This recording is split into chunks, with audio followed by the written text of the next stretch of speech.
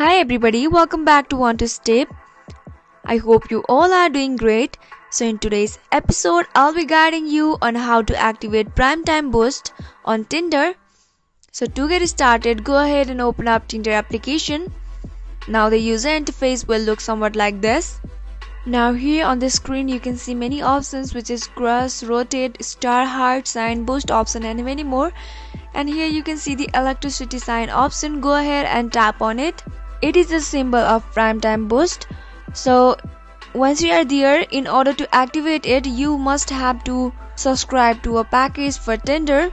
And in here you can buy 1 boost, 10 boost, 5 boost and as many boost as you like or as you want.